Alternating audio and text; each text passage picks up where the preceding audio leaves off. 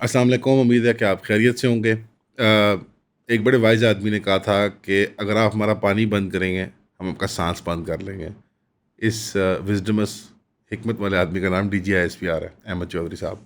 वो जंग का माहौल था, बड़ा खून गर्म था हमारा सबका, और वो बात तब बिल्कुल मुनासिब भी लग रही थी। लेकिन मैं अब भी कहूँगा, पिछले 1-2 साल में जो हमने संजीदगी इख्तियार की है इंडस वाटर ट्रीटी को लेके, it's a little too late. Obviously backdrop में पाकिस्तान की स्टेट एक लीगल बैटल लड़ रही है, कब से लड़ रही है इंडिया के ख़िलाफ़ इंटरनेशनल आर्बिट्रेशन कोर्ट्स में मुख्तलिफ मौज़ूआत पे, बासमती चावल को लेके, कभी कभी किस चीज़ को लेके। बट एक जो मेन मुद्दा हमारा कंटेंशन का रह गया वो है इंडस वाटर ट्रीटी। और ये मैं फ्रैंक बात करता हूँ, हमारी स्टेट की प्रायोरिटीज़ में कश्मीर से बहुत आगे बढ़ गया है। और ऑब्वियसली ये एक ट्रांसफरेंस एक वक्त के साथ हुई है। ऑलवेज़ ये एक top top two top three missile के अंदर था। बट कश्मीर का डाउनग्रेड होना और इंडस वाटर ट्रीटी का प्राइमेसी इख्तियार करना, ये पिछले 8-10-12 साल का ये प्रोसेस है।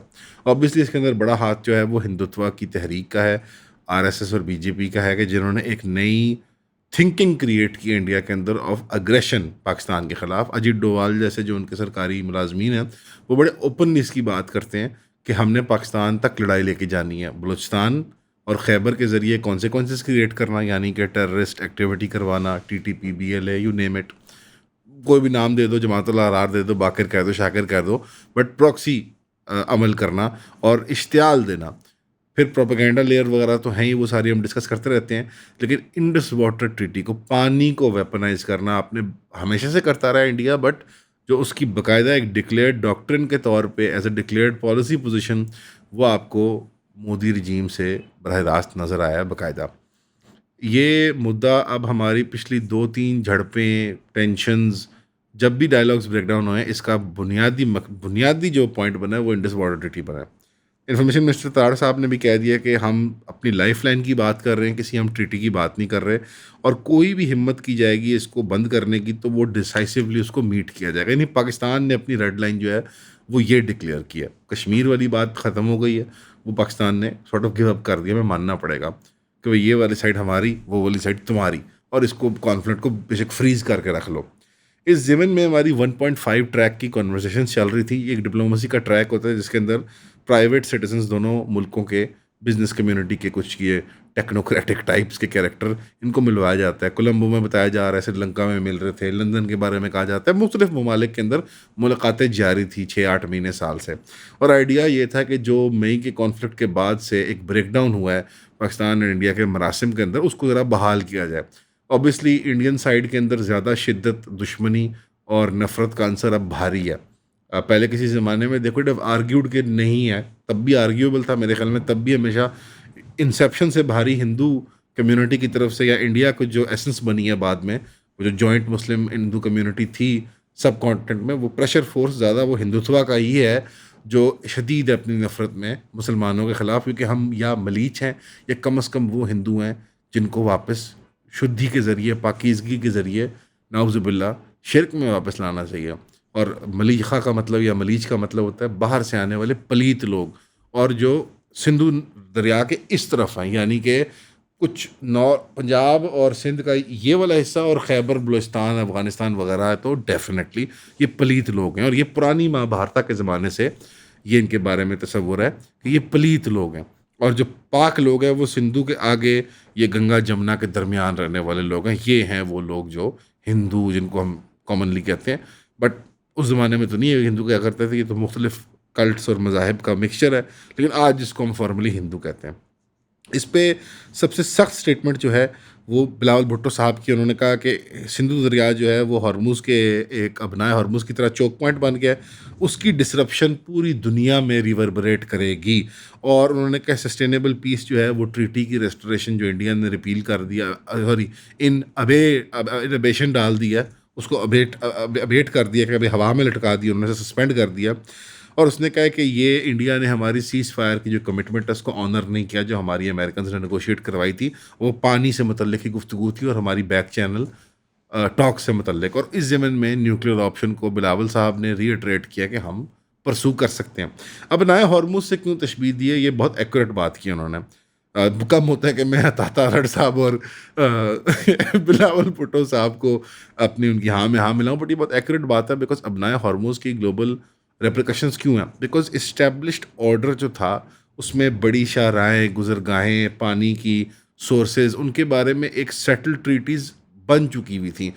अब इसकी अगर एक ज़्यादा करीब की मिसाल आप देखना चाहें तो इथियोपिया और मिस्र के दरमियान जो पानी का मसला है कि इथियोपिया की जानिब से डैम बनाए जाते हैं और मिस्र को बड़ा थ्रेट होता है, और इथियोपिया और मिस्र के दरमियान एक बड़ी पुरानी टसल और कशमकश चल रही है। इसका जिक्र थोड़ा ज़िमनी तौर पे, बट अलबत्ता बड़ा ज़रूरी समझा कि G7 की कॉन्फ्रेंस में ट्रंप ने खुद मेंशन किया उसको बिठा के सीसी को कि मैं इसको हाला शेरी कर रहा हूँ कि देखो वो इथियोपिया है, हबशा है, वो कभी कभी देखो ये डैम शैम की बात करता है, बड़ा मसला है इनके लिए पानी का। तो ये सेटल जो चीज़ें थी या सेमी सेटल चीज़ें थी, अब इनको उखाड़ा जा रहा है। और ये सारी लिंक बैक कहाँ होती जाके? एक बड़े पैमाने पे वॉर ऑन टेरर और 9/11 के साथ, और दूसरा 7 अक्टूबर जो आज से 3.5 साल 4 साल पहले वाक़या हुआ, अहले गज़ा की तरफ से जो मुज़ाहमत की एक लड़ाई थी इसराइल और अमेरिका के सामराना निज़ाम के ख़िलाफ़। उसने बेसिकली ग्लोबल ऑर्डर को ब्रेक डाउन कर दिया। अगर अपनाए हॉर्मूज़ जो है ग्लोबल ट्रेड को और एनर्जी नीड्स को रोक देता है, तो इंडस वाटर ट्रीटी जो 25 करोड़ लोगों का लाइफ ब्लड है, और एक तरफ 1 बिलियन और लोग हैं, तो 1.25 बिलियन जो आबादी है दुनिया की, 1.25 बिलियन आबादी है दुनिया की, जब वो फुली इंगेज हो जाती है तो इसके अंदर आपके 1 to 2 बिलियन चाइना और उस साइड के लोग भी आ जाते हैं।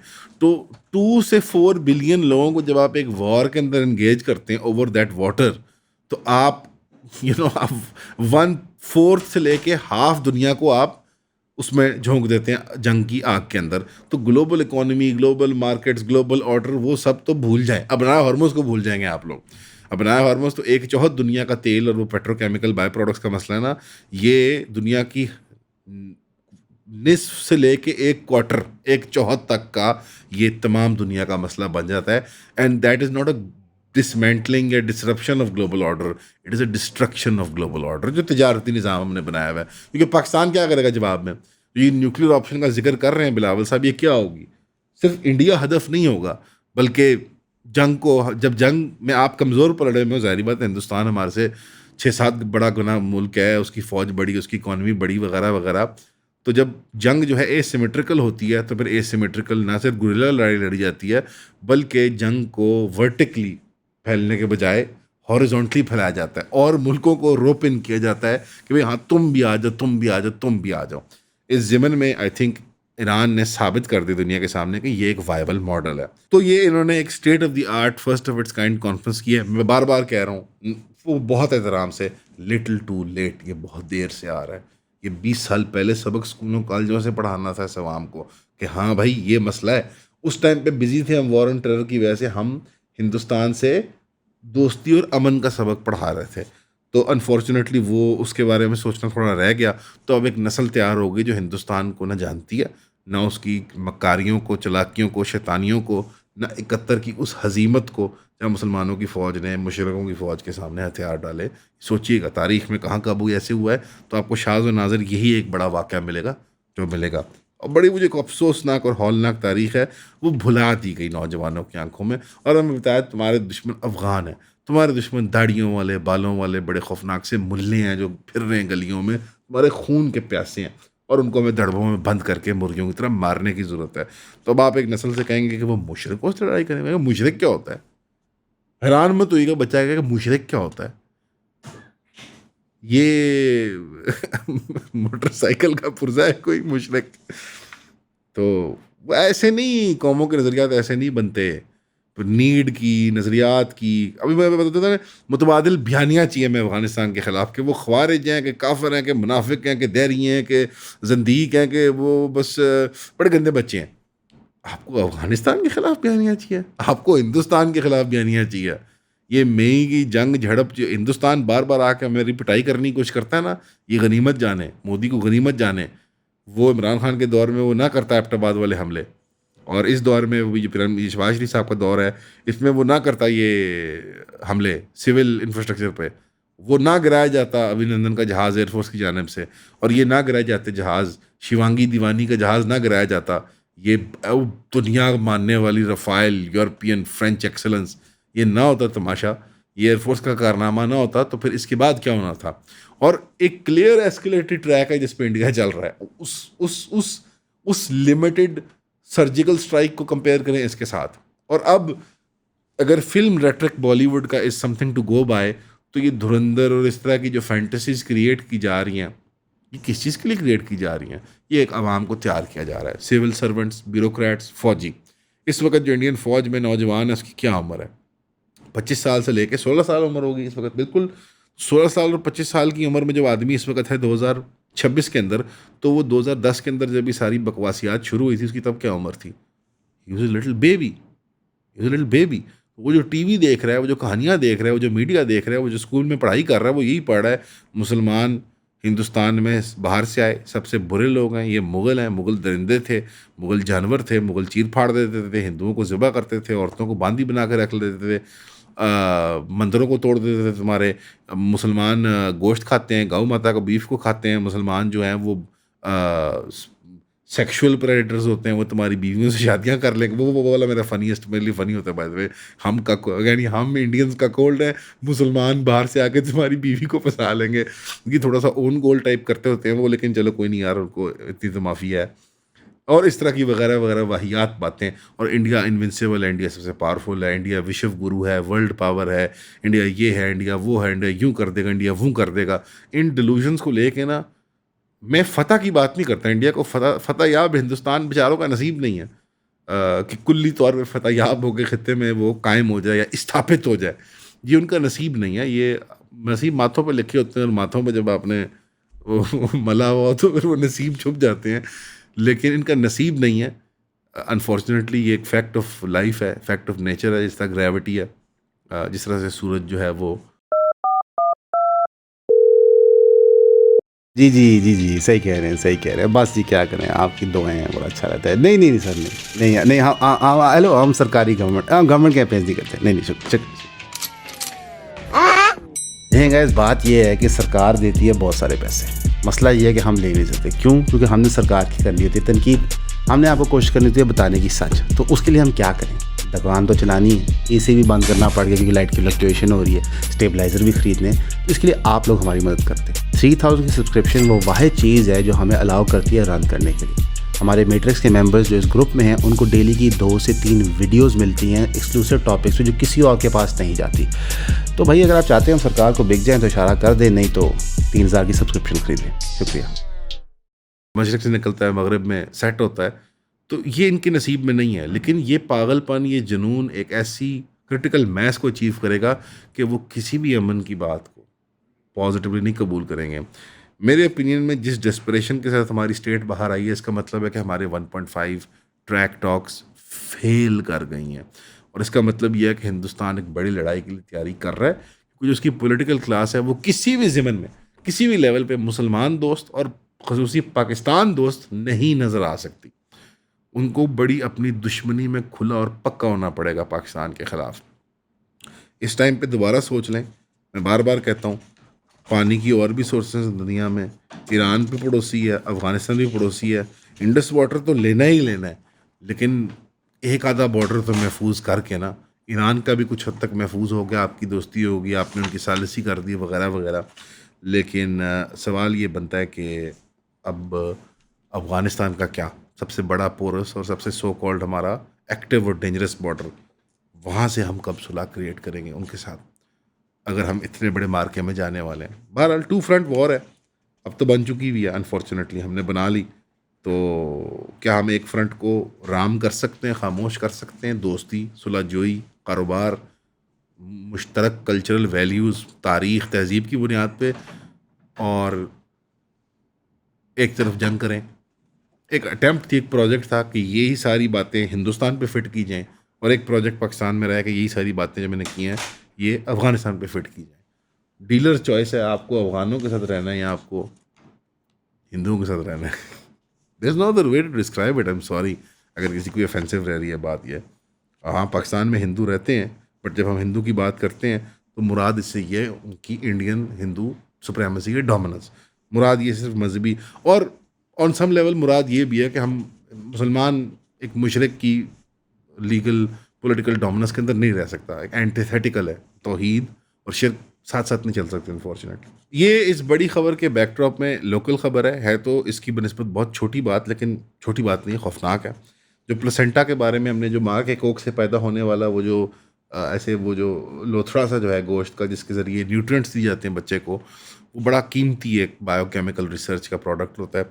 उसके बारे में जो एक इल्लीगल स्मगलिंग नेटवर्क निकला है, जो यहाँ से ट्रैफ़िक करके उस सामान को वियतनाम पहुँचा रहा था, मेकअप और इस तरह की चीज़ों की उस स्टडी के लिए और रिसर्च के लिए। वो चाइनीज़ फ़ॉरेन नेशनल्स का जो पाकिस्तान में ये इल्लीगल कारोबार चला रहे थे। एफआईए की इन्वेस्टिगेशन में बड़ा खौफनाक पहलू निकला है कि इस्लामाबाद के एक तो 500 किलो, सॉरी मुझे कहते हुए डिस्कस्ट कराहत महसूस हुई एकदम से, वो किलो वो गोश्त, वो जो 500 किलो का fresh processed human placenta Islamabad की F7 और E11 की बड़ी अपस्केल फैसिलिटी से मिला है, और उसकी लेबलिंग जो थी वो शीप प्लेसेंटा की थी। तो हकीकत ये है दोस्तों कि हमारे मटर्निटी वार्ड्स, हमारे बड़े हेल्थ सिस्टम्स के प्राइवेट लेवल पे प्रॉफिट इंटरेस्ट जो हैं, पब्लिक हों प्राइवेट हों, वो तमाम के तमाम एक बड़े लेवल पे लोग, मैं नहीं कहता सारे, मुलव्वस थे। एक कारोबार हो रहा है। इट्स क्वाइट क्लियर कि ह्यूमन बाय प्रोडक्ट्स का बिजनेस पूरी दुनिया में हो रहा है, लीगली भी हो रहा है, इलीगली भी हो रहा है।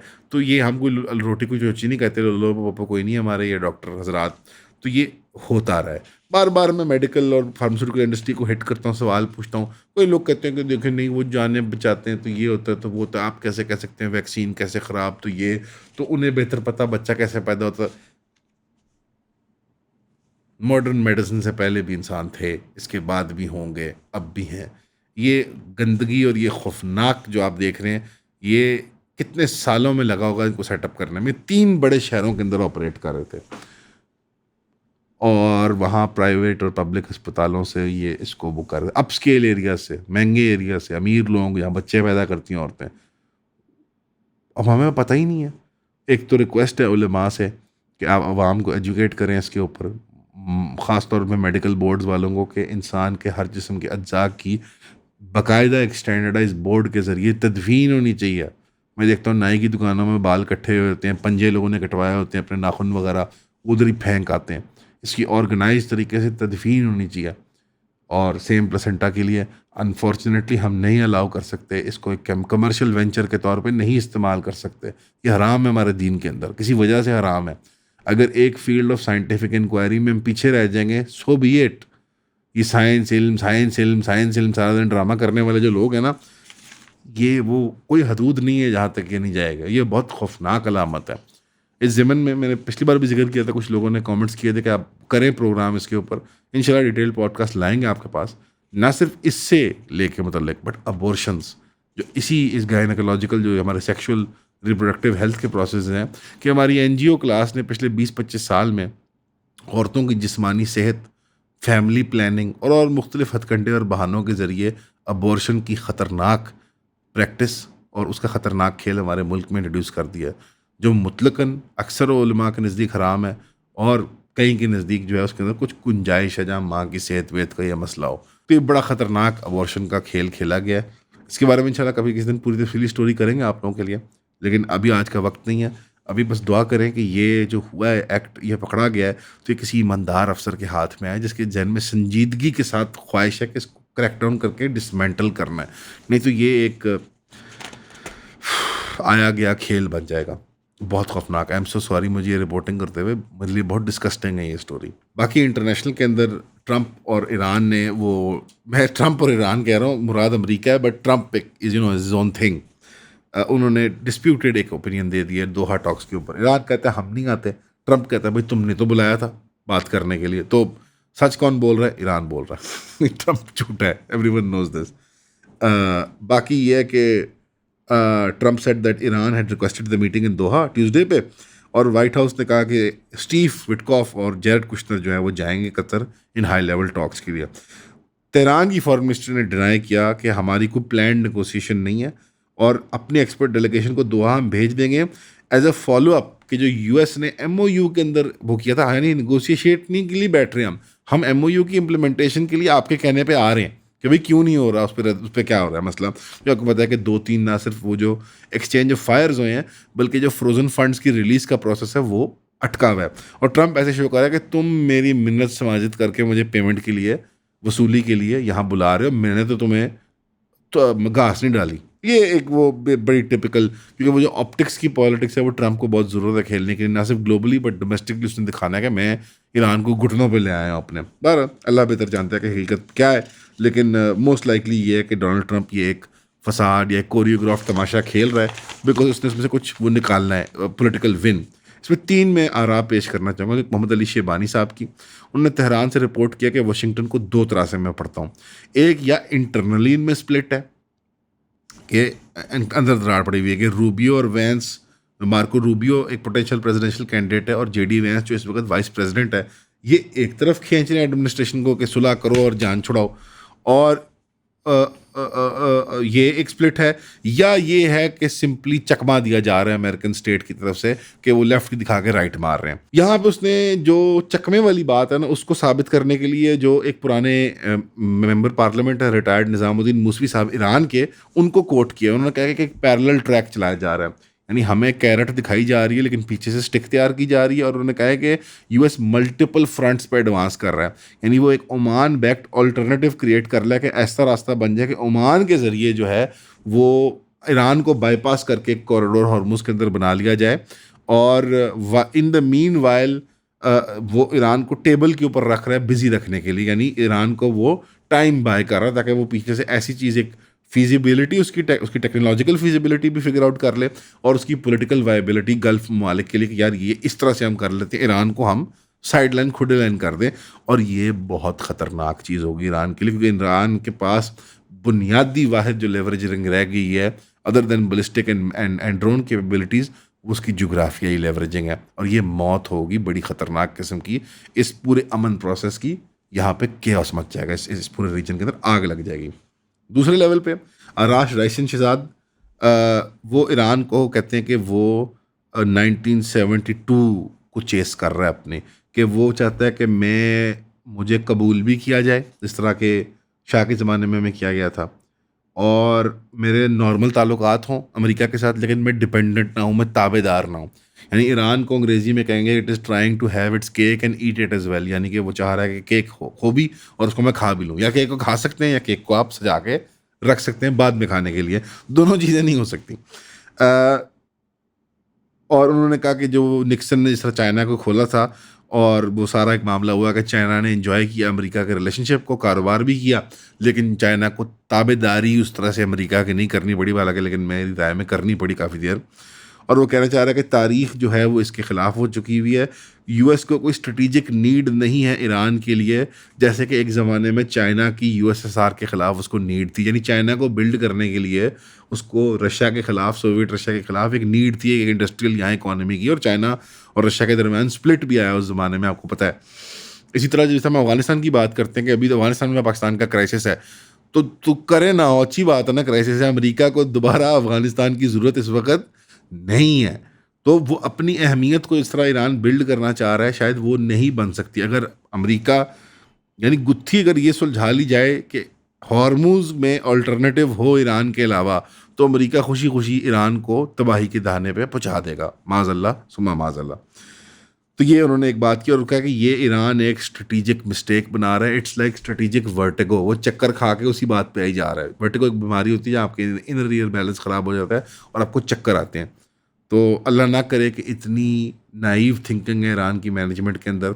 अनफॉर्चुनेटली मैंने ईरान की कुछ सहाफ़ती क्लास में और आवाम के अंदर और उनकी कुछ जो रायें आती हैं पब्लिक ओपिनियन में, मैंने कुछ नाइविटी देखी है कि हम तो आर्यन लोग हैं, हम तो यूरोपीय अक़वाम के साथ हमें शामिल होना चाहिए, और ये मजहबी तबके के अंदर भी उनके है एक डिलूजन है। और मैं इसकी मिसाल देना चाहता हूँ, आपको याद है 9/11 के बाद जो लोग रू रू करते हुए रोते हुए कैंडल लेके आ गए थे बाहर तेहरान में, and even now I watch that video and I am like यार ये कौन लोग थे, what the hell is wrong with them. Not that कि 9/11 कोई दुखद चीज़ नहीं है, ज़ाहिर बात है, अफसोसनाक बात है कि एक मासूम शहरियों को बिल्डिंग में हलाक कर दिया गया है, बट मातम की हद तक कि आप कैंडल लेके आ गए, आप रो रहे हैं कि अमेरिका हम आपके साथ हैं, हमारा दिल टूट गया, हमारा दिल दुख गया। एक डिलूजन जैसे एक सेंट्रल थीम नज़र आती है मुझे कभी कभी ईरान की फॉरेन पॉलिसी में। अनफॉर्चुनेट बात है, बट मैं सहमति रखता हूँ कुछ इसके साथ, उसको लगता है कि मैं रिकग्निशन भी पा लूँ, गल्फ में डोमिनेंस भी पा लूँ, और मैं न्यूक्लियर वेपन भी डेवलप कर लूँ। दोनों जहान नहीं, एक, या दुनिया के हो या आखरत के हो। मैं मुराद दुनिया आखरत नहीं है, मुराद इससे ये है कि एक वक्त पे दो शिकार मुश्किल होते हैं, नामुमकिन होते हैं। तो ये रॉबर्ट पेप साहब का एनालिसिस है कि वो कह रहे हैं कि जो अभी इस वक्त स्टैंड ऑफ है, जो अभी दोबारा एक्सचेंज हुआ है फायर का ईरान और अमेरिका के दरमियान, ये एस्केलेशन ट्रैप का हिस्सा है, जो उनका फ्रेमवर्क बार बार हम जिक्र करते हैं प्रोग्राम में। और ये वो हिस्सा है कि ईरान की फ़ीस देनी है कि नहीं देनी, ओमान की फ़ीस बनती है कि नहीं बनती, ओमान का रास्ता नहीं बनता, ये जो वो जो खदो खाल है उसकी, वो उस पर अगर इसमें फंस जाएंगे ये, तो वो कह रहे हैं दोबारा एस्केलेशन ट्रैप के सारे मैकेनिज्म ट्रिगर हो जाएंगे और वापस दोबारा जंग की सूरत हाल के अंदर ईरान और अमेरिका दाखिल हो जाएंगे। जो कि मेरी भी स्नीकिंग सस्पिशन शुरू से रही है, आपको पता है मैं रोज़ ये बात करता हूँ कि ये 6 महीने 8 महीने की बात है मैक्सिमम, और मिनिमम तो अनफॉर्चुनेटली 60 दिन की भी नहीं है। दुआ में याद रखिएगा, ये दिस इज़ द वर्ल्ड जिसमें हम डील कर रहे हैं। अमन के लिए दुआ करें, मुसलमानों की फ़तह के लिए दुआ करें, और इसी सारे इस सिनेरियो के केओस के साए के अंदर लगता ही है कि आने वाले वीक के अंदर आयतुल्लाह ख़ामेनी की जो फ्यूनरल प्रोसेशन है वो पूरे ईरान के अंदर से और इराक़ से होते हुए वापस आएगी और उनका तदफीन का प्रोसेस होगा। तो ये बहुत बड़ी एक रिलीजियस फेस्टिवल है कि मुहर्रम के महीने के अंदर या एंड के पार्ट के अंदर बेसिकली सफ़र में चेहलम के करीब जो 40वां होता है सैयदना हुसैन का, उसके करीब आके ये सारा मामला होएगा। तो ये मुस्लिम तारीख़ में तो डेफिनेटली, बट शिया मजहबी तारीख़ के अंदर ये बहुत बड़ा इवेंट होने वाला है। इसको लेके एक बहुत खौफनाक मतलब मेरे जहन में वो होता है कि यार इस पे हमला सिविलियंस पे खुदा न खास्ता, तो ये एक बड़े टेंस कपल ऑफ वीक्स हैं जिसके अंदर से बड़े सुई के नाके से ऊँट को गुजारने वाले बात हुई है इस वक्त। दुआ कीजिएगा। हमेशा देखने का शुक्रिया। अस्सलाम वालेकुम।